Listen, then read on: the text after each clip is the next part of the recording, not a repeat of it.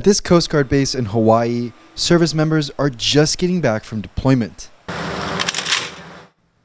They were conducting maritime patrols in waters near Japan and the Pacific Islands and are now back for RIMPAC, the world's largest maritime drill.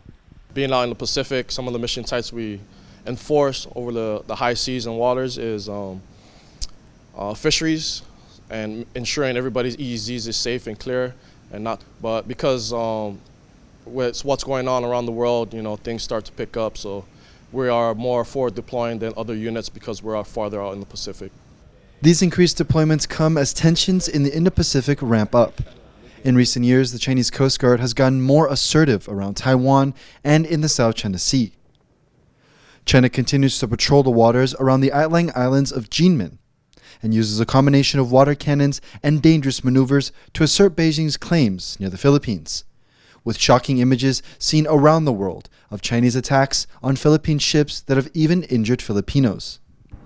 The Philippines, which normally participates in RIMPAC, only sent observers this year, saying it couldn't spare any ships as it deals with Chinese aggression. But Philippine officials still believe their attendance is worthwhile. This kind of interaction, mill-to-mill, person-to-person engagement with all of this military services and Coast Guard services is actually also a good avenue for us to really tell what is happening in the West Philippine Sea and how China is carrying out their operations, undermining our own position. Other countries like Japan and Australia are also worried about China's actions in the region, lending weight to the Philippines' response. While the Philippine presence here at RIMPAC isn't as big as in previous years, the country hopes that the unity on display here at this multinational drill can still resonate in Asia. U.S. officials say that despite the Philippines not sending a ship, RIMPAC is not the only chance for cooperation. Last summer, the U.S., Japan, and the Philippines held their first ever trilateral Coast Guard drill, and there are plans to continue that partnership. Coast Guard will still come to any partner nation and partner with them. We have great relationships with all our allies and partners in the Indo-Pacific, and even if they're not here at RIMPAC, we still like to partner with everyone.